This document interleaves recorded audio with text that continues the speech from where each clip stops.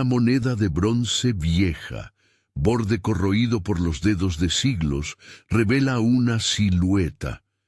Una mujer sentada, coronada por colinas, una ciudad personificada sobre los hombros. Para el lector moderno, puede parecer un retrato simbólico más. Para el cristiano del siglo I, era una acusación peligrosa, un nombre que podía costar la vida.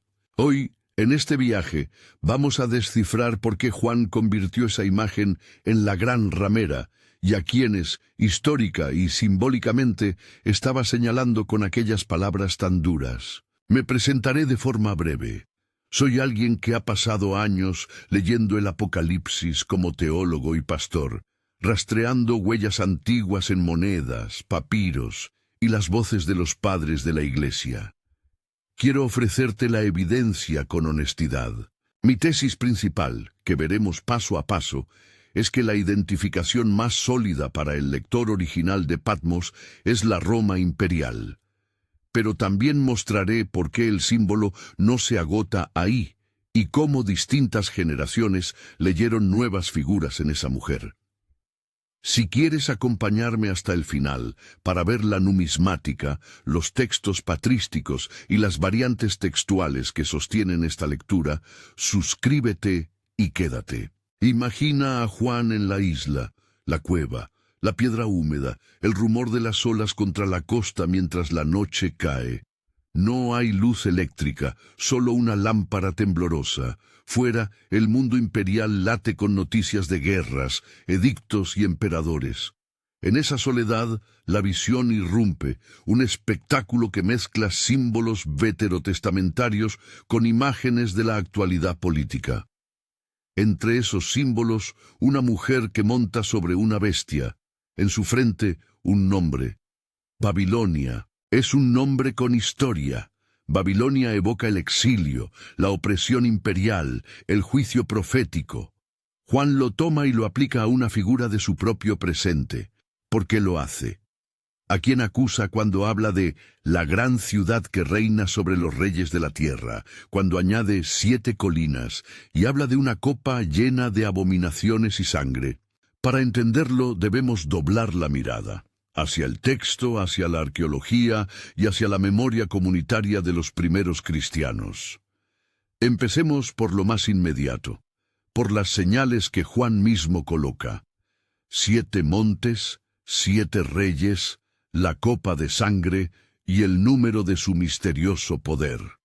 Cuando Juan describe 7 montes, no está hablando en abstracto. En el mundo antiguo, la topografía habla la lengua del poder. Roma era ya entonces la ciudad de las colinas. Los romanos celebraban su urbe como la ciudad sobre las 7 colinas, un motivo que aparece en monedas, en poemas y en celebraciones públicas. El término Septimontium, un festival que rememora la consolidación de las 7 alturas de la ciudad, es parte de esa memoria urbana. Así que, cuando el ángel da esa pista, para un oído del siglo I, la conexión era inmediata. 7 colinas, Roma. El segundo elemento, la gran ciudad que reina sobre los reyes de la tierra, refuerza la idea de una capital mundial. No se trata de cualquier metrópoli regional, se trata de la capital que proyecta dominio político y económico sobre vastas provincias. Si a esas pistas se suma una iconografía contemporánea, monedas donde Roma aparece personificada como una mujer, a veces sentada en un monte o con atributos de ciudad, la lectura contextual cobra fuerza. Los emperadores usaban la imagen de la ciudad y sus símbolos para imponer una narrativa de estabilidad y dominio. Las monedas circulaban por todo el imperio y repetían esa publicidad imperial diariamente. En ese contexto, identificar a una mujer sentada sobre 7 colinas con la capital del mundo no es una extravagancia exegética, es una lectura natural. Luego está la imagen de la copa llena de sangre, la ramera que embriaga a las naciones con las pasiones de la carne y el poder, con vientos de opresión y violencia. Para Juan, que ha visto martirios y conoce el precio de la fidelidad cristiana en tiempos de persecución, la figura que se alimenta de sangre humana no suena a alegoría neutral. Suena a un sistema que se beneficia de la dominación, la coerción y la violencia imperial. De nuevo, en el horizonte de un cristiano perseguido, Roma era la potencia responsable de persecuciones que costaban la vida de obispos, presbíteros y laicos. Finalmente el número, el famoso 666, la cifra que ha encendido más imaginación que cualquier otra en el libro de Apocalipsis. Aquí conviene detenerse, porque la cuestión numérica no es un juego de esoterismos, sino una técnica antigua y reconocida, la gematría. En la cultura judía y helenística existía la costumbre de calcular el valor numérico de un nombre. Al asignar letras a números, un nombre puede sumar una cifra emblemática.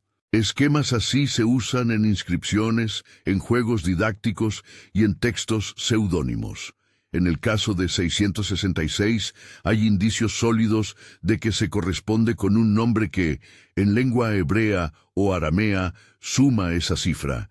Y muchos estudiosos han señalado que uno de los candidatos más plausibles es el nombre de un emperador concreto. Más aún, los manuscritos antiguos muestran que el número de la bestia no siempre aparece como 666. En algunos testigos aparece 616. Esta variante textual no debe asustarnos. Al contrario, nos dice que los primeros lectores estaban preocupados por identificar la referencia precisa y que diferentes tradiciones manuscritas intentaron capturar el nombre bajo esa cifra. Entre los papiros que transmiten el Apocalipsis hay testimonios con 616. Entre los que conservan 666 hay otros testigos. Los especialistas han explorado ambas variantes, y la existencia de la lectura alternativa refuerza la hipótesis hermenéutica.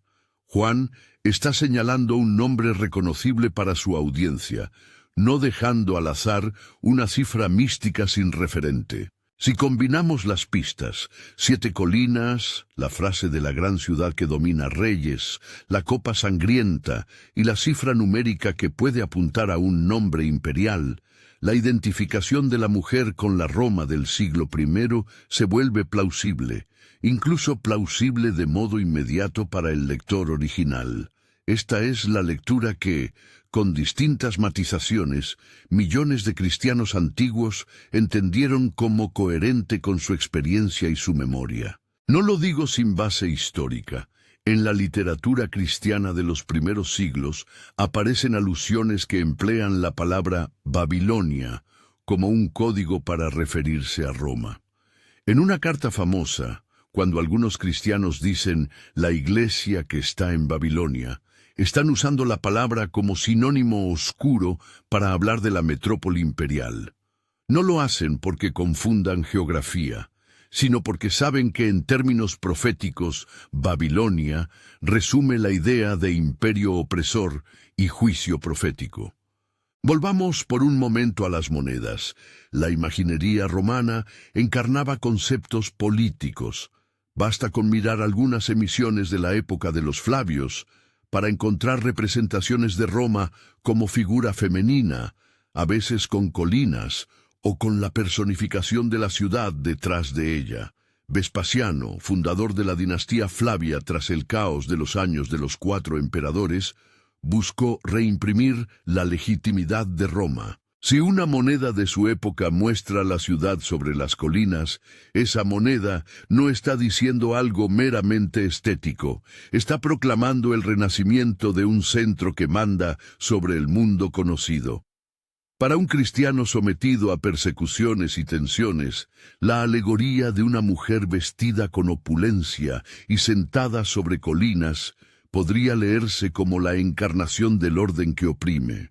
Cabe decir con honestidad que esta identificación no fue la única posible ni la única sostenida por todos a lo largo de la historia, pero es la que, cuando se mira desde el punto de vista del propio contexto histórico y literario de Juan, tiene la mayor fuerza explicativa. Para un lector en Asia Menor que reconocía los signos de la dominación romana y veía las imágenes de la ciudad circulating por todo el imperio, la lectura a Roma era la lectura inmediata. Es eso lo que los textos patrísticos y las tradiciones cristianas tempranas confirman: el uso de Babilonia como un nombre reservado para la metrópoli que simbolizaba poder opresor. Aún así, conviene ser prudente. El propio Apocalipsis invita a una lectura simbólica y múltiple. La fuerza del libro está en conjugar lo particular y lo universal, lo histórico y lo arquetípico.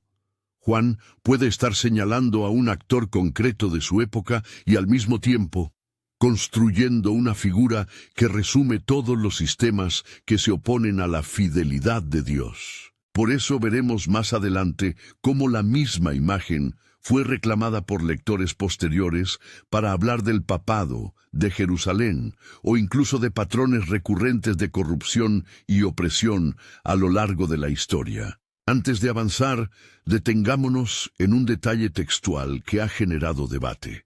El pasaje donde el ángel mismo explica el símbolo diciendo que las 7 montes equivalen a una orientación hacia una ciudad. El hecho de que el propio texto ofrezca una clave hermenéutica es notable. No es una alegoría espontánea que el lector debe reconstruir por completo. El intérprete dentro de la visión, el ángel, entrega una brújula interpretativa. Ese gesto apunta a una intención comunicativa. Juan pretende ser comprendido por su audiencia.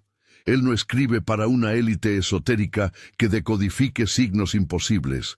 Escribe como profeta que denuncia y que quiere ser escuchado. Por eso, la pista geográfica, 7 montes, no es una intromisión casual, sino una invitación a fijar la mirada en una urbe cuyo nombre y topografía eran de conocimiento público. Otro elemento que merece atención es la relación entre Babilonia y la ciudad que reina sobre los reyes. El profetismo del Antiguo Testamento asocia a Babilonia con impunidad aparente y con violencia contra los pueblos de Dios. Jeremías, por ejemplo, convierte el saqueo y la opresión en mudas del juicio divino sobre una capital arrogante.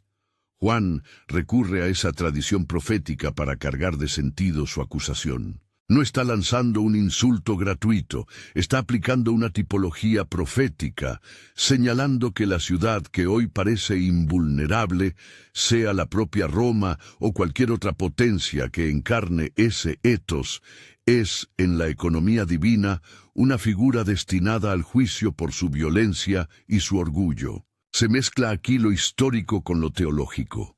La historia ofrece la identidad probable. La teología transforma esa identidad en una advertencia moral y escatológica. Para el cristiano del primer siglo, la lectura no era meramente académica, era de vida o muerte. Reconocer a Roma bajo la máscara de Babilonia podía significar organizar la comunidad para resistir la tentación de comprometer la fe con la ideología imperial, y también preparar a los fieles para la esperanza del juicio divino. Habiendo dicho esto, conviene abrir una pausa metodológica. ¿Cómo evaluamos las pistas sin caer en lecturas anacrónicas ni en reduccionismos? 3 niveles de evidencia debemos mantener en diálogo constante: el texto mismo, el contexto arqueológico y numismático, y la recepción histórica en las fuentes cristianas tempranas. Ninguno de estos niveles debe imponerse de forma exclusiva sobre los otros. Su convergencia es lo que da fuerza a la hipótesis. Cuando las monedas, la topografía, la práctica de la gematría y las alusiones parroquiales convergen, tenemos una explicación plausible y consolidada. Si uno de esos niveles fuera inconsistente o contradictorio, la hipótesis requeriría revisión. Permíteme ilustrar con un caso concreto. El número 666 y su variante 616. Los manuscritos con 666 se alinean con la lectura tradicional. Algunos papeles encontrados en Egipto, entre ellos papiros procedentes de Oxirrinco, permiten la variante 616. Entre los nombres propuestos por los estudiosos como correspondencia numérica están varios emperadores o combinaciones onomásticas que, traducidas a valores alfabéticos, suman una u otra cifra. Cuando la variante 616 aparece, un candidato que surge al frente es una forma grafiada distinta del mismo nombre imperial, una forma que podría corresponder a una transliteración diferente en otra lengua, o a una escritura abreviada del nombre del emperador. No es una coincidencia casual, indica que los copistas y lectores tempranos tenían en mente nombres concretos y que la cifra servía como pista hacia una identificación política reconocible. Hay, por supuesto, interpretaciones que rechazan la lectura estrictamente local histórica. Algunos han leído la Gran Ramera como Jerusalén caída, retomando las voces del Antiguo Testamento que asocian a Babilonia con la ciudad que traiciona su alianza y se corrompe. Otros, en épocas más recientes, leyeron la figura como anticipación de un poder eclesiástico que en la Edad Media y la Edad Moderna adoptó rasgos políticos y teológicos que para los reformadores parecían inseparables del juicio profético.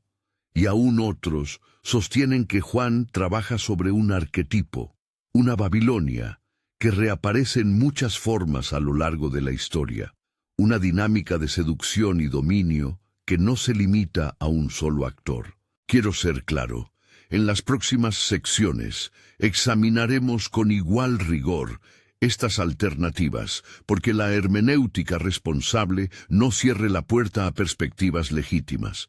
Pero hay que distinguir entre lecturas que se imponen por la evidencia contextual del siglo I y otras que, aunque interesantes y con valor pastoral, proyectan sobre el texto preocupaciones posteriores. Si la pregunta es, ¿quiénes entendieron los primeros cristianos que era la ramera? La respuesta mayoritaria, sostenida por la convergencia de pistas internas y externas, apunta a Roma. Si la pregunta es más amplia, ¿qué significa la ramera para la historia de la Iglesia y para cada generación? Entonces la respuesta se hace plural. Antes de proseguir, te propongo un ejercicio mental. Coloca en una balanza la imagen de la mujer sobre 7 colinas y al otro lado la memoria de los mártires y la práctica litúrgica de una iglesia que escribe en contextos de persecución. En esa balanza, el peso de Roma como contexto histórico adquiere una fuerza que no se puede ignorar.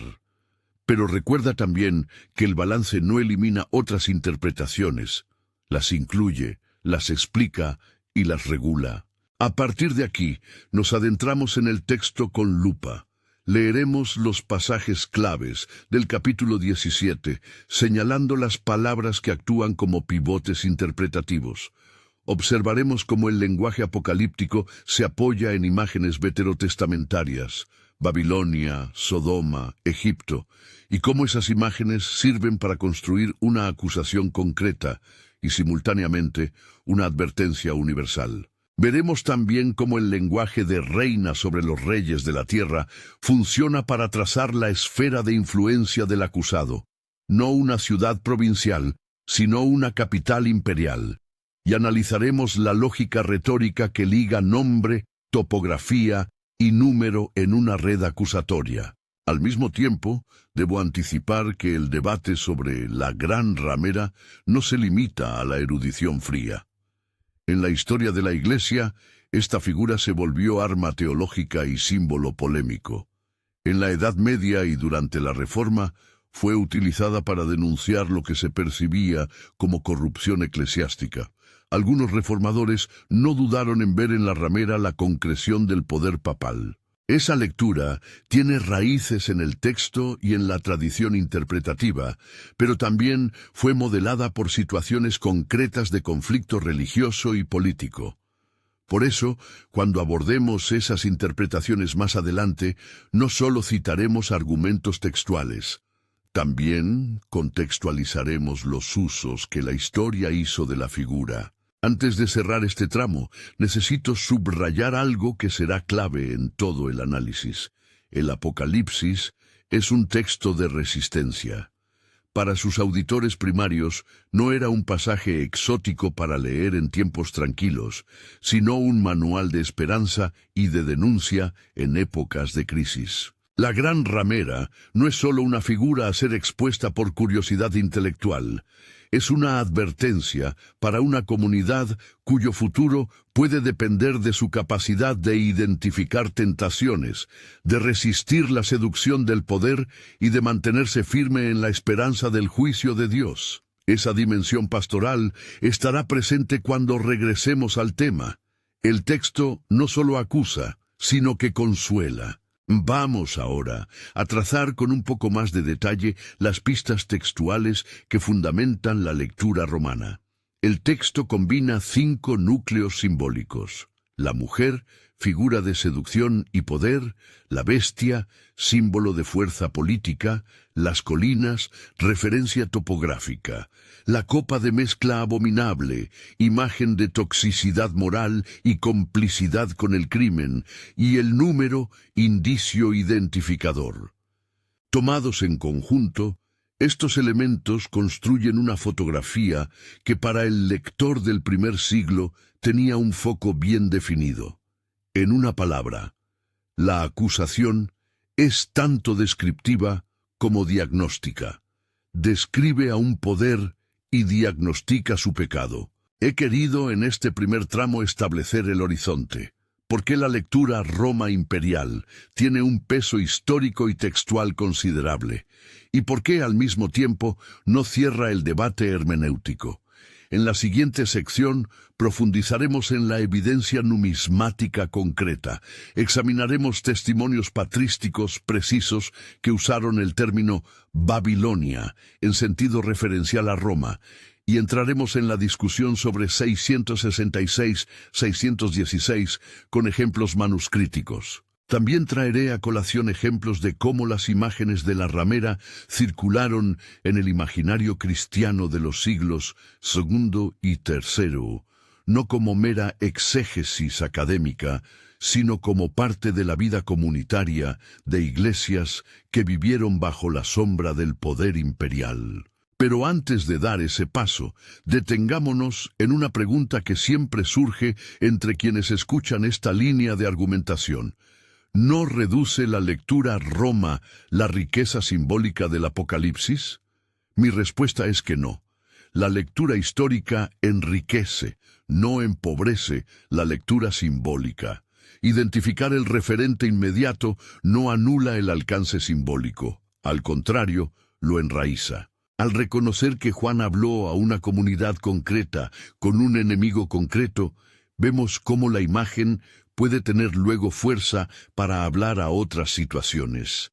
Es como si Juan hubiera tallado una estatua con rasgos humanos precisos, y al mismo tiempo la hubiera convertido en icono que por su contundencia puede servir para denunciar cualquier forma de poder corrupto que se parezca al original. Con esto en mente, nos prepararemos para recorrer paso a paso la evidencia material. Monedas de la época Flavia y Antonina que presentan la ciudad como figura femenina, inscripciones y festivales que recuerdan el símbolo de las 7 colinas, papiros y variantes textuales que ponen en diálogo 666 y 616, y las primeras reinterpretaciones cristianas que usaron Babilonia como sobrenombre para la metrópoli. Es en la confluencia de esas pistas donde se forja la fuerza de la identificación histórica, y es también allí donde se abrirá el espacio para discutir con rigor y respeto las otras lecturas que han contado la historia de esta figura a lo largo de los siglos. Si hasta aquí esta exploración ya te ha interesado, mantente atento. Lo que sigue será denso en detalles concretos, monedas, nombres, variantes, pero lo haré con claridad, para que puedas seguir el hilo y juzgar por ti mismo. Nos adentramos ahora en el archivo material y en las voces antiguas para ver cómo la acusación se construyó fuera del texto mismo, en objetos que circularon entre la gente y en cartas y sermones que moldearon la memoria cristiana. Entramos ahora en la sala donde convergen textos, objetos y memorias, las pruebas materiales, los testimonios antiguos y la propia lógica interna del texto. Primero, volvamos a la escena del número 666 y su variante 616.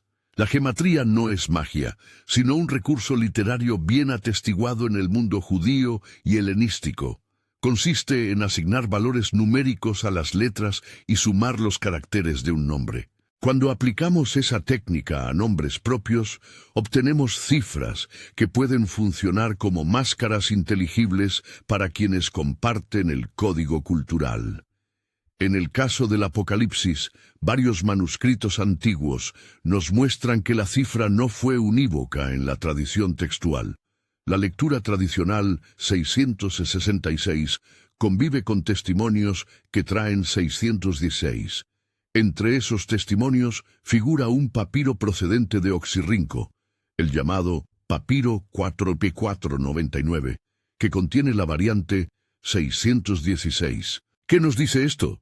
Que los copistas y las comunidades tempranas intentaron precisar el referente numérico y que probablemente tenían en mente un nombre identificable. ¿A quién podía señalar un número así? Un candidato que aparece con fuerza en la literatura especializada es Nerón. Si se translitera su nombre al hebreo o al arameo, práctica no extraña en círculos judíos y cristianos de la diáspora, Nerón Caesar puede sumar 666. Si se usa una forma latino-helénica o una grafía alternativa, la suma arrojaría 616. Esta correspondencia no prueba por sí sola la autoría de Nerón, pero explica por qué la cifra fue legible para lectores contemporáneos.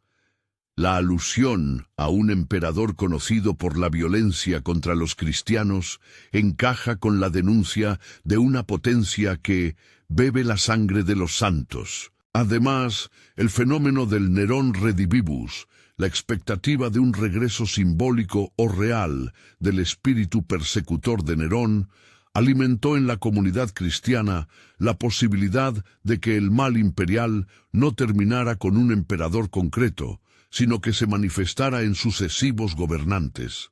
Es decir, la cifra podía señalar un nombre particular y a la vez activar una lógica de tipificación que hacía de ese nombre un arquetipo del poder antagónico. Pasemos ahora a la cuestión de los 7 reyes y su relación con los 7 montes. El texto dice: 7 reyes, 5 han caído, uno es, el otro no ha venido todavía, y cuando venga, debe permanecer poco tiempo. Aquí los intérpretes han propuesto varias soluciones. Una lectura toma los 7 reyes en sentido literal, y se esfuerza por identificar una lista de emperadores que encaje. Hay quien incluye a César Augusto, Tiberio, Calígula, Claudio, Nerón. Otros se realizan de modo distinto según criterios dinásticos o de legitimidad.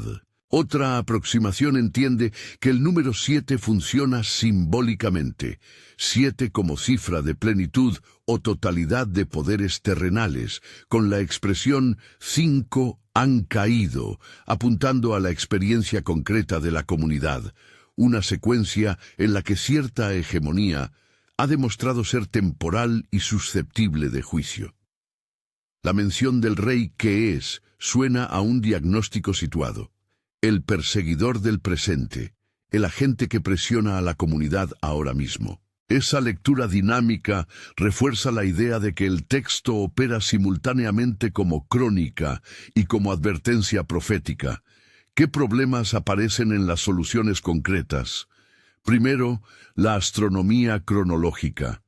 Elegir 6 emperadores que encajen exactamente con la formulación es casi imposible sin forzar extremos. Segundo, la función literaria del número 7. En la literatura apocalíptica, los números cumplen a la vez funciones cuantitativas y simbólicas. Por eso la lectura más prudente es la que combina lo literal y lo simbólico. Los 7 reyes aluden a una sucesión de poderes imperiales reconocibles por la comunidad, entre los cuales se destaca el gobernante contemporáneo. La cifra remite a la continuidad del patrón opresor. En suma, los 7 reyes refuerzan la identificación con una potencia imperial que tiene continuidad en el tiempo, no la simple etiqueta de un tirano aislado. Regresemos a la arqueología y la numismática, porque allí se afina la sensación de identificación inmediata que tenía el lector del siglo I. Las monedas no son meros soportes artísticos, son emisores de propaganda. En el reinado de Vespasiano y de los Flavios, la restauración de Roma tras los años convulsos fue celebrada mediante iconografía que presenta a la ciudad personificada como figura femenina, a veces asociada a colinas o a elementos topográficos que exaltan la centralidad romana. Ver una moneda donde la urbe aparece como mujer, coronada por su geografía, no era ver un arcaísmo poético, era ver la marca de un poder que se autoproyectaba por todas las provincias. Para un cristiano que escucha una voz en Patmos describiendo a una mujer sentada sobre 7 colinas, el paralelismo despertaba reconocimiento inmediato. No necesitaba ser un erudito en geografía.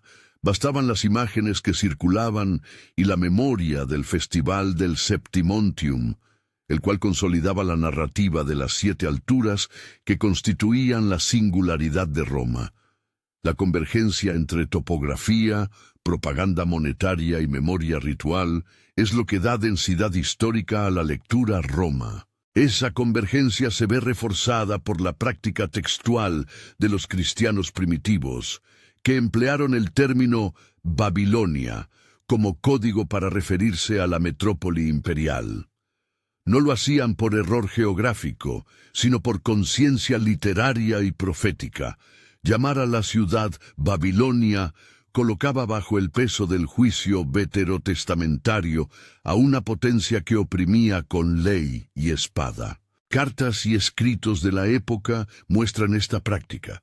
Basta recordar el uso criptográfico de Babilonia en algunas comunidades y la lectura que asigna a la capital mundial el lugar que en Jeremías y otros profetas ocupó la gran ciudad enemiga. Esa estrategia comunicativa, usar un nombre cargado de historia para hablar de una realidad contemporánea, no prueba de manera categórica una única identificación, pero la hace históricamente plausible.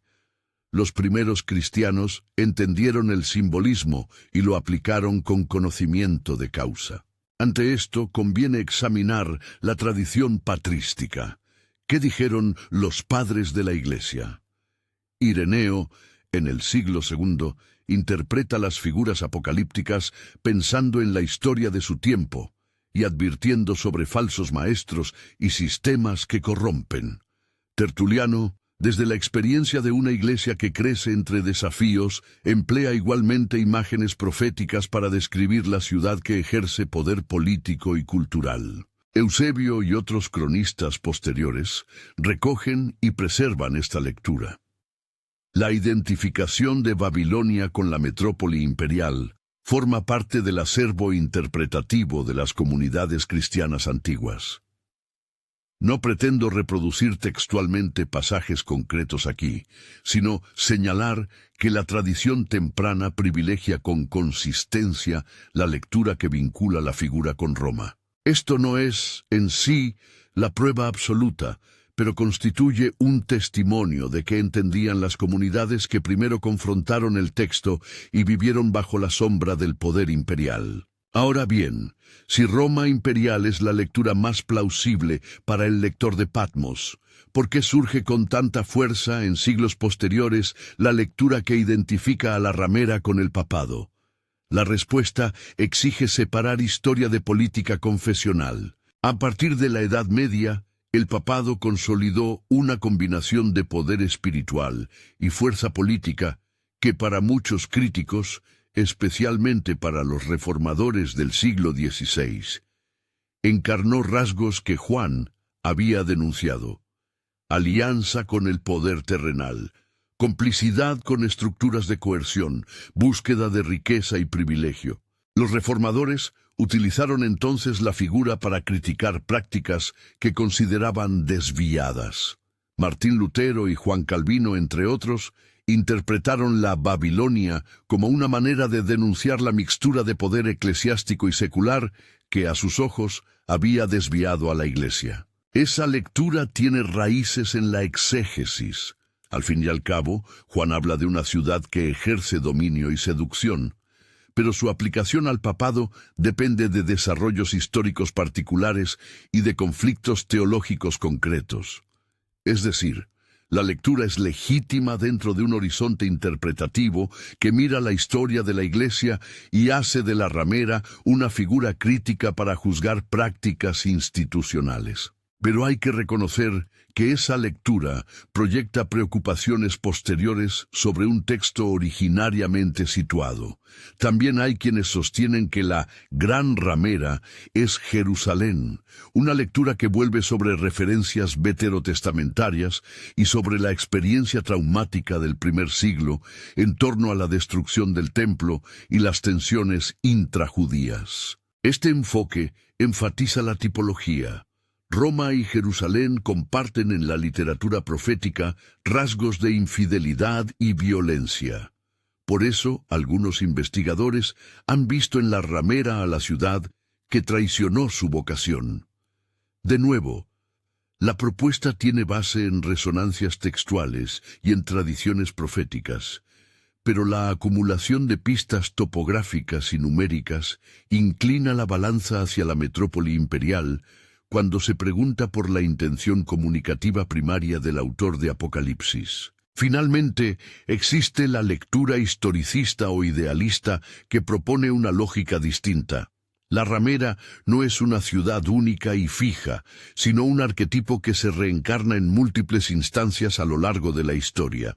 Desde esta perspectiva, Juan imagina un tipo de poder que medra a través de la seducción, la riqueza, la violencia y la opresión.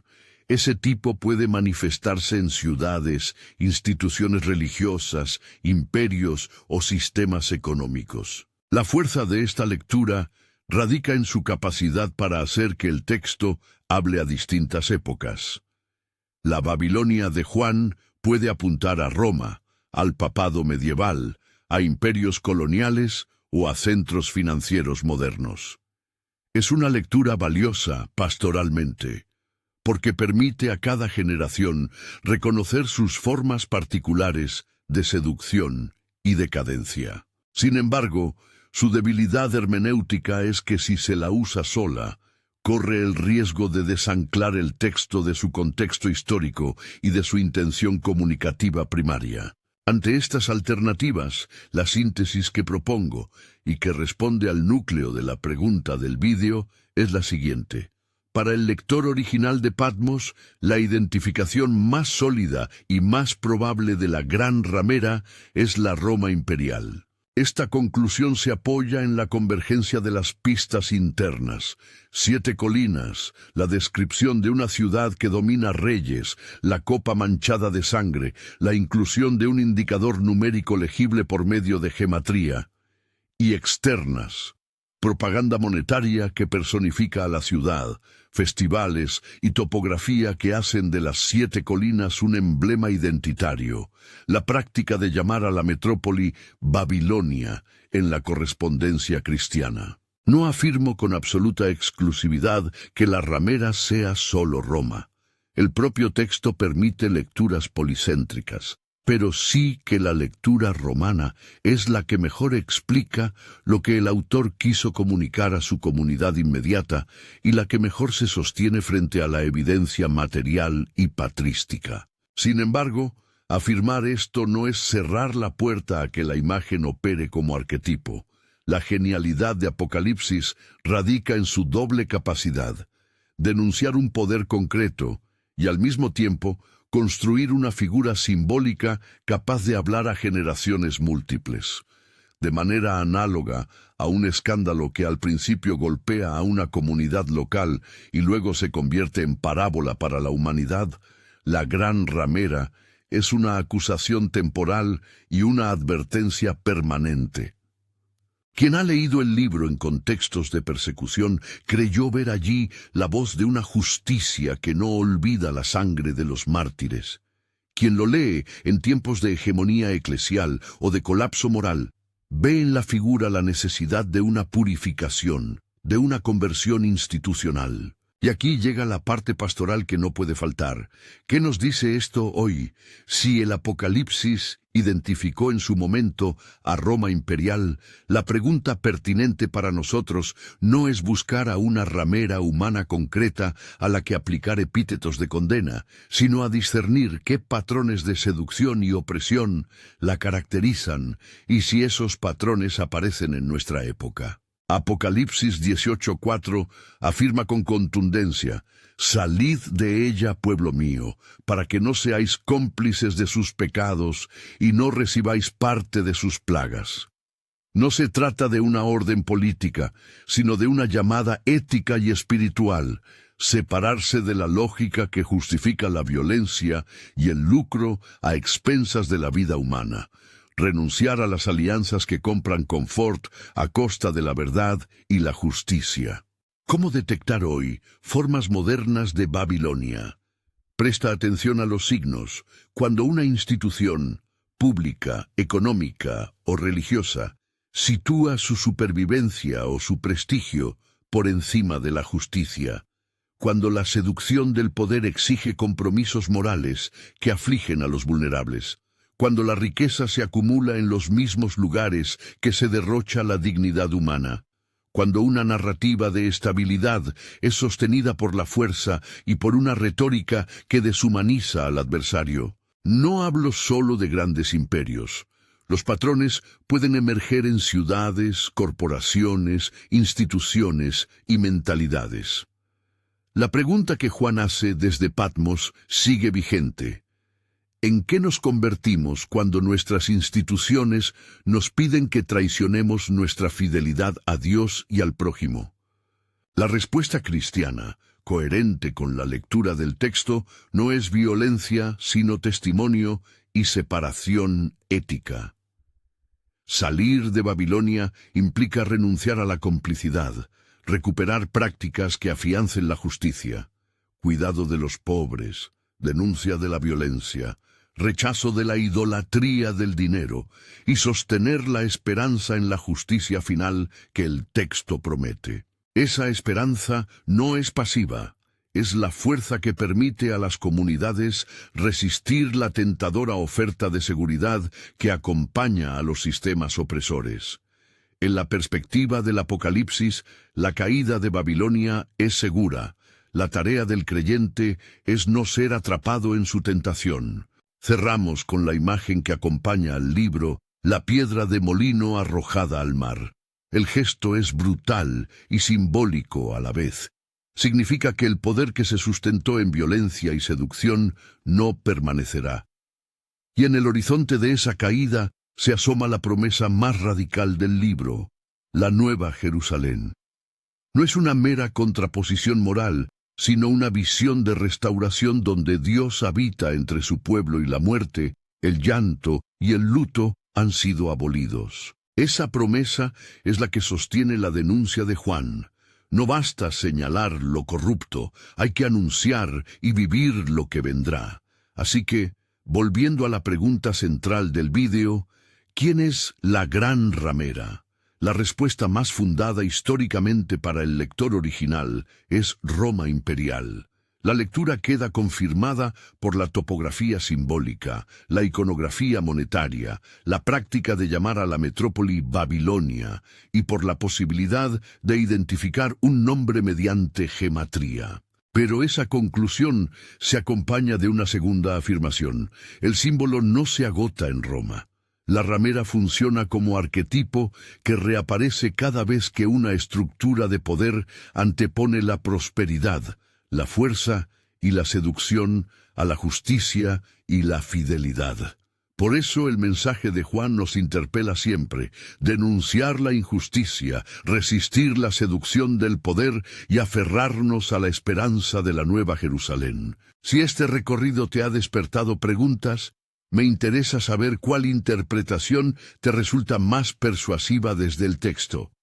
Roma imperial, la lectura que identifica al papado, la opción por Jerusalén o la interpretación arquetípica que ve en la ramera un patrón recurrente.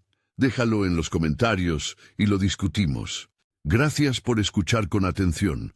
Si quieres que sigamos desgranando pasajes clave del Apocalipsis y la historia interpretativa que han generado, suscríbete para no perder los próximos capítulos. Mientras tanto, recuerda la exhortación del libro. No te dejes embriagar por la copa de la opresión, mantente firme y mira la ciudad que viene.